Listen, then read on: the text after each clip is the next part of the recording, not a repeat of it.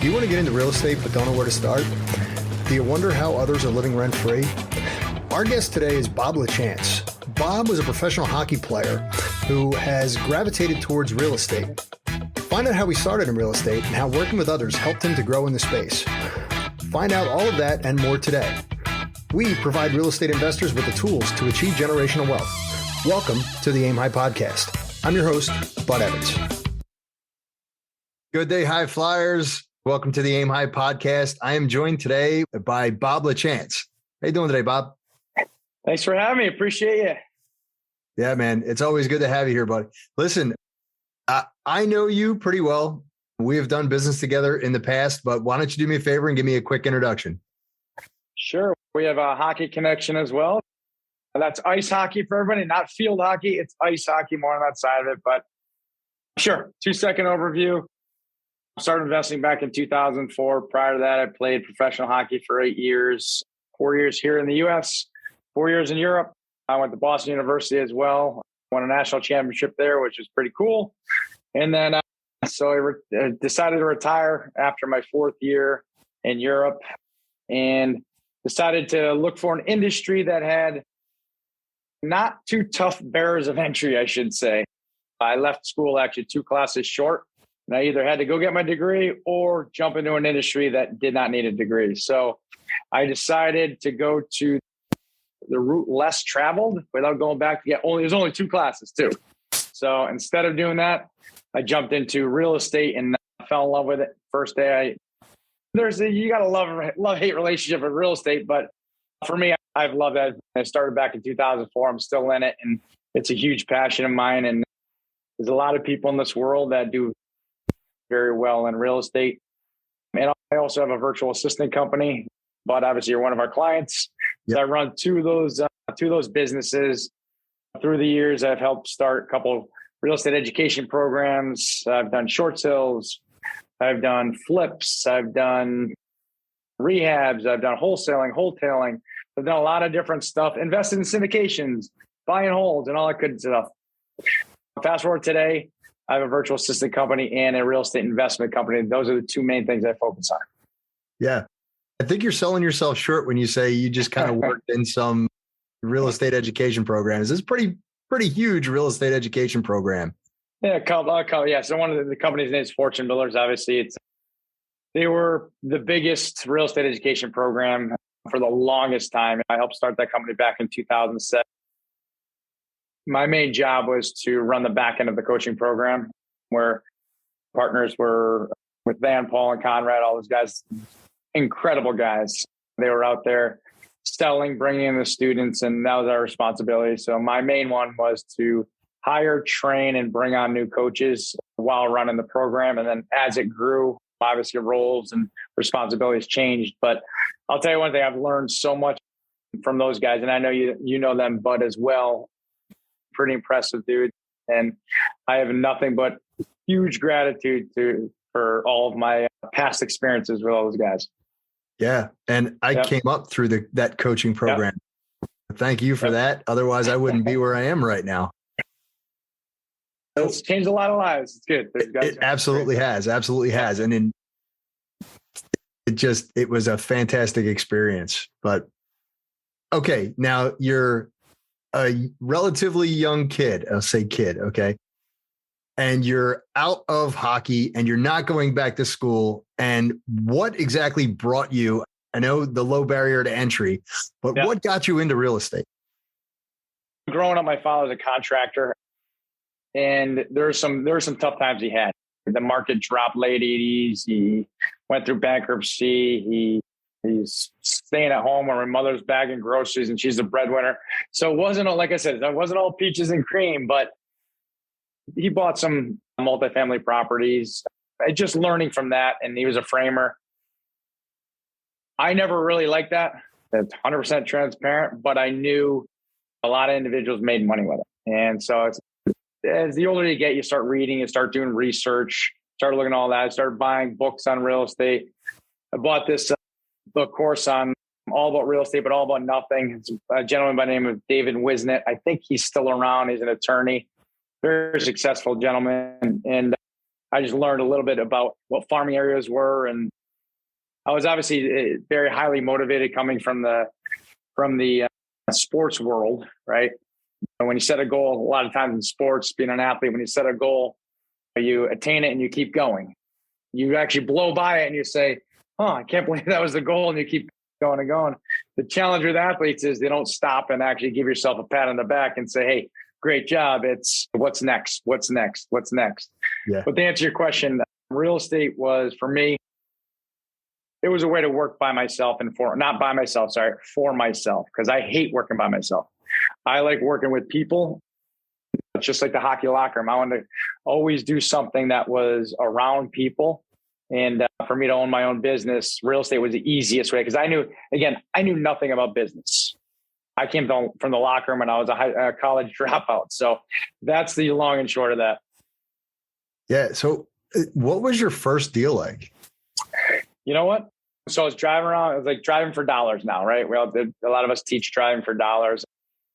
And I would drive around looking for a roof that needed to be replaced, high grass, windows that are broken, like the same stuff that I know you talk about all the time, you teach as well.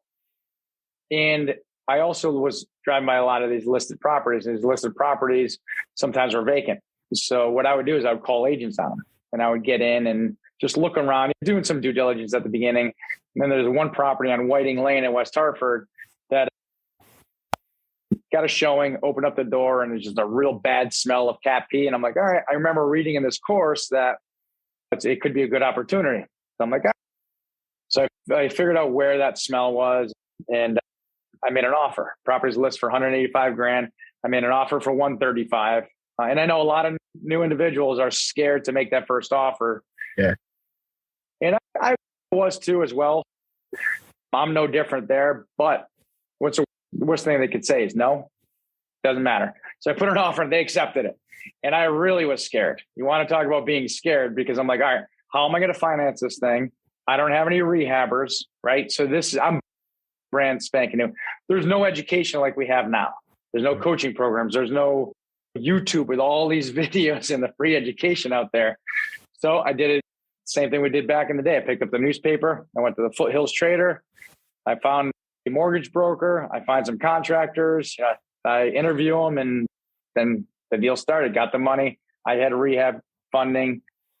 Rehabbed it in 1 month. Made $32,000 on the deal, which is pretty awesome.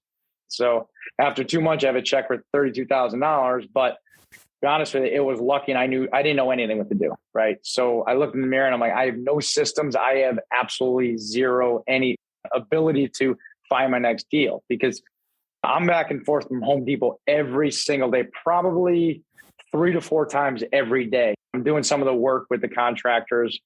I'm trying to figure it out. First day, well, I'll tell you a story of over a beer. I fell off the roof the first day, ripping the roof of the garage. That was not fun, but I'll tell you that story later on. So anyway, I joined my local real estate investment association and saw a speaker on pre-foreclosure, short sales. And that's really where I got my start. I know I did one rehab, but it really is it was luck. It was whatever it was. So I bought that course. I was going to buy anything. I was going to invest in any type of education at that time. So anyway, after that event, I read through the course. I'm like, all right, I love this short sale pre-foreclosure world. There was another meeting, let's say about 2 weeks later, and I went to every single person within that radio group, and I said, who is the best short sale guy or girl in Connecticut? And they all pointed to, I think, Pat Precourt. They all pointed to Pat Precourt. So I went up to him and said, Pat, you have no idea who I am. I'm not looking for a W-2 job. I'm just looking to join a team. You have any spots open? He said, I'm actually looking for an acquisition specialist, a door knocker. I'm like, all right. So I door knocked for a year straight from 10 a.m. to 3 p.m. every single Monday through Friday, with my mindset of saying, I want to learn the business from ground up. Hey, it's what you do, right? You're a grinder. Yep. You get out there, you get your nose to the wheel of nose of the grindstone and just push through, right? You got no choice. You got no choice.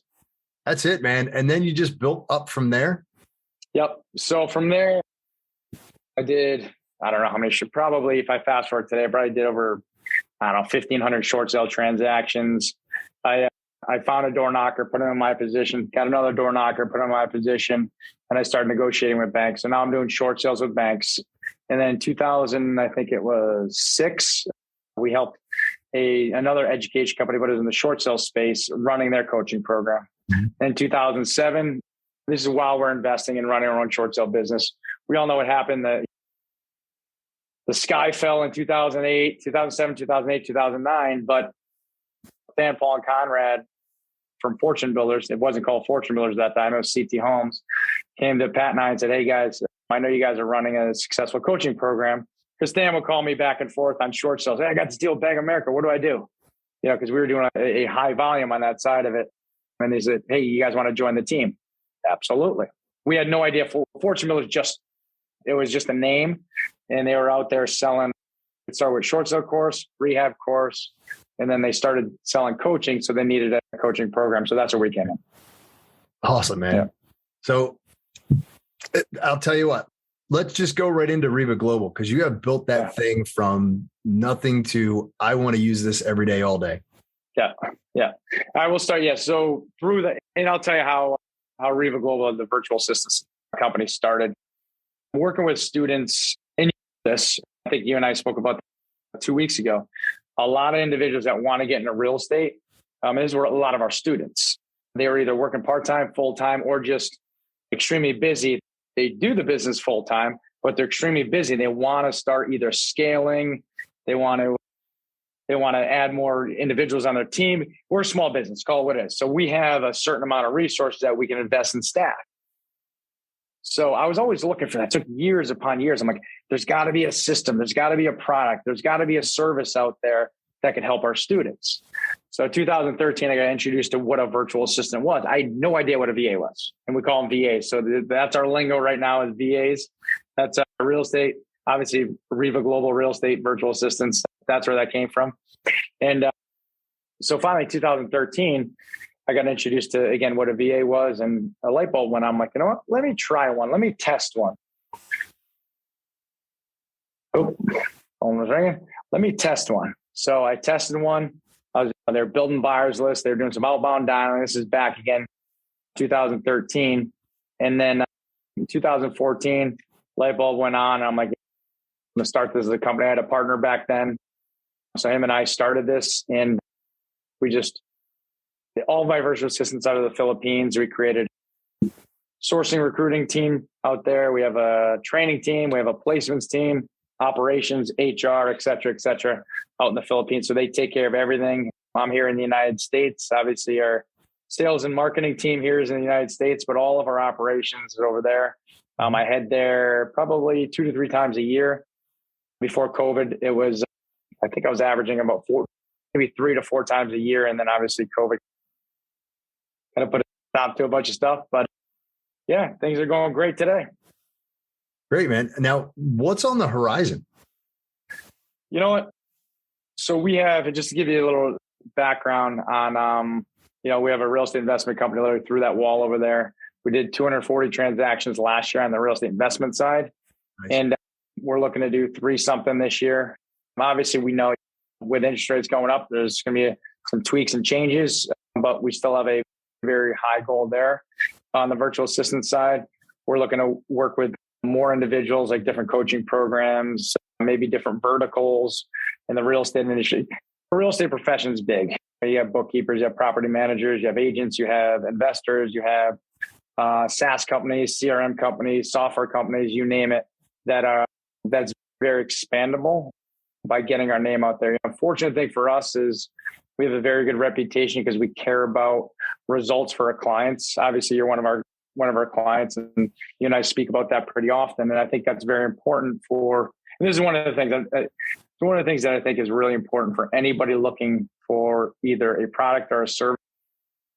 What I would do is vet that company and make sure that they're using their service. I think that's, for me, it's always been really important that the individual that's selling me or the individual that is running it does that, whatever that business is as well, because you're in the ground up as well. When there's some challenges or some feedback, how to fix it. And that's why I think Fortune Builders was was so successful is because those guys always did the business and they knew what to teach and what's relevant and what's not. It's the same for services and products, like a virtual assistant company as well. Yeah. Yeah. And I'm going to give you kudos, man, because I'll tell you what, my executive assistant knocks it out of the park. He's a walking advertisement for your company. Ron is awesome. He keeps me on track. Booked our call today. In fact, made sure that we were both on the same page. Got this fantastic backdrop behind me. Everything, email, it coordinates all 8 of our companies under the Aim High logo. It's fantastic. These guys come and they're disc profiled. So I know exactly what I'm getting when I sign up, and boom, you just hit the ground running. Yeah. But now I got to ask you now, knowing that you're growing, knowing that you're doing everything in the real estate industry and you're doing very well for yourself, what is one thing that as your wealth increased, you learned? It's one of the things, I think this is for everybody. A lot of times when your wealth increases, there's more shiny objects that come out. Hey, you could do this. Hey, how about a knockdown rebuild? Hey, how about self-storage? Hey, how about high-rise apartments? I'll tell you what, I got burned in 2005 because of a lack of education on my part and getting caught up in that shiny object syndrome. And I wasn't where I was today, of course, right? But it was a can't miss deal in Greenwich, Connecticut, right down the street from Regis Philbin and Kathy Lee Gifford back in the day. And I lost $150,000 in a knockdown rebuild. And when you're not making a lot of money, that's hard to dig out of. But probably one of the best things that ever happened to me, right, on that side of it, because I'll tell you what, it gets that shiny object out of there. And some advice I want to tell everybody, there's no get rich quick anything in real estate. I don't listen to half the BS you hear out there, because I've tried a lot of it. And I know, Bud, you tried a lot of it. Yeah. It's a slow and steady race. You think about it. You look at the individuals that have an incredible portfolio, they start with one house at a time. Yeah. One after another, one after another. I think that's a big takeaway. And I think a lot of people, sometimes they get pressured by maybe social media, you got Facebook, you got all those things. Just be careful with what you really see, because I know an individual that used to speak on stage and he asked a friend of mine to take a picture in front of their red Porsche. Wasn't their car. Just be careful what you don't believe everything what you. And I think today's day and age, I'm glad a lot of people are starting to realize that a lot of that stuff is just smoke and mirrors. Yeah, man. Yeah. It's you grind, right? Yeah. Yeah. That's how you get ahead. Slow and steady. Just keep grinding. All right. Good day, high flyers. Do you need help with your business? We can help you get out of a jam or even get you started in real estate. Check us out at budevans.com. Being good at sales isn't a natural talent. There is no it factor. Sales is identifying what the prospect needs, then providing the solutions to their problem. This is the process. Check out disruptors.com/aimhigh, where sales disruptors are looking to make 100 millionaires. Thanks. Now back to the show. So, Bob, we're going to go into the Soaring Four. The Soaring Four are 4 questions that can help somebody who's just starting out achieve new heights. All right. So question number 1. What do you use to stay motivated? You know what I use? I always look at the individuals that I have on my team. And if I'm not performing, they're not going to be able to feed their family. So for me, the motivation is really people, right? I got my virtual assistant company, same thing. I have an obligation to not only each and every one of them, but whoever's attached to them, if they have kids, if they take care of their parents. That's also my responsibility. I know sometimes it's a heavy burden for people to take on themselves, but for me personally, that's just how I've always been. It's always been when you're on a team, right? When you're on a hockey team, it doesn't matter who scores the goal. If you get an assist, that's as good as a goal because you allowed your team to get a point. And again, I think it's just a how you see it through your lens. That's very important because people are number one. Yeah. I used to gravitate towards the two-way players, Rod Brindamore, Mark Messier. guys like that who it wasn't necessarily about how much they scored. It was about how much they prevented the other team to score as well. Tree Bergeron, one of the best right now. Right? Yeah, absolutely, man. Yeah. All right. What is one thing that you learned that completely changed your mindset? I think it was a book in Compound Effect. One thing. So it's every step you take and every little thing that you do to move the needle, just keep going. It's little by little. It's not, you're not going to take one giant step to that $1 million payday. It's going to take a while, and everything you do compounds on itself. It's kind of like, how do people gain 100 pounds? They start eating the crap food. They'll start with a donut. They'll start with McDonald's or whatever kind of crap food, but then the portions start here and then it gets bigger. It's the same thing with the positive stuff in life, right? If you want to get into real estate, guess what? You first say, I'm going to get into real estate. Next, in any business, you need lead generation. So what you do, and but a lot of people fall into the trap where, especially rehabbers, they start marketing, they get a bunch of leads in, and then now they got a deal, and then they start rehabbing. Guess what stops? Marketing, the consistency. So I think the takeaway is everything you got to do has got to be consistent, and you can't stop. What's the worst case scenario? You don't follow up with a lead. That's way better than losing momentum and not having leads. So that's something that I think is really important for anybody out there listening. Absolutely. What tools do you use to keep you on track? The easiest tool is actually a Google Calendar, to be honest with it. And obviously I have virtual assistants and I have a schedule. I have a set schedule. So for my schedule, I do all of my, not all of it, but a lot of my virtual assistant stuff, my team meetings in the morning. So either start at 8 or 9 in the morning and I block off that time. And then a lot of the other times either doing podcasts or if I'm traveling or if I'm doing real estate, obviously is typically in the afternoon hours after this. But I know that's an easy I know many people use Slack. Another tool I use is Viber to keep in touch with my VA team in the Philippines as well. Yeah. Yeah. We use Slack and Asana. Yeah. We're just migrating over now to high level. It's a pretty robust system. And I know there's a big push now towards Circle. Is there? Okay. Masterminds and whatnot. Yeah. But that's part of different coaching programs and whatnot. Yeah. But if you had to start all over again today, what would you change? That's a good question. I would probably, you know what I'd probably start doing? Because I started in 2004, I would start buying and holding right away. I think it's a pain in the ass, to be honest with you, buying and holding, because I can't say I want to get a call from a tenant. We just dumped majority of our inventory because the market was so high, and we had 30 doors, and I also invest some syndication, but I don't have to get phone calls at all. But that's what I would have done, just because of the appreciation over time. Doesn't matter. Think about this. If you buy a property that's worth $350,000 and their cash flow is, and I'm making these numbers up, I don't know, $500, $1,000 over time, before 20 years goes like that.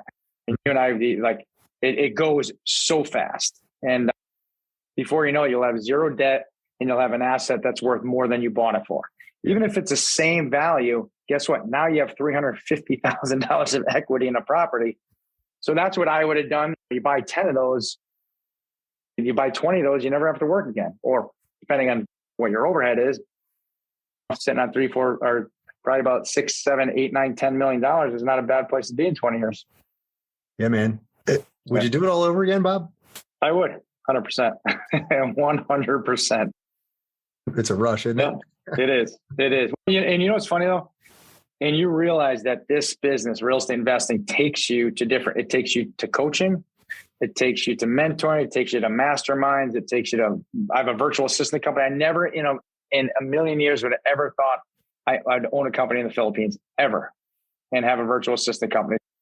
And that started with real estate, started education programs. And I'm like, I was a college dropout. I don't know. This business is the best. Yeah, man. I agree. Hey, Bob, thank you very much for joining us today. I really do appreciate your time. I know you're busy as heck. I really do appreciate it. Awesome. Thanks for having me, bud. Appreciate it. Yeah, it's a pleasure. For those of you who are watching or listening, until the next time we meet, aim high. Another great show, High Flyers. Remember, being good at sales is not a natural talent. There is no it factor. Sales is identifying what the prospect needs, then providing the solution to their problem. This is the process. Check out disruptors.com/aim high, where sale disruptors are looking to make 100 millionaires. Until next we meet, aim high.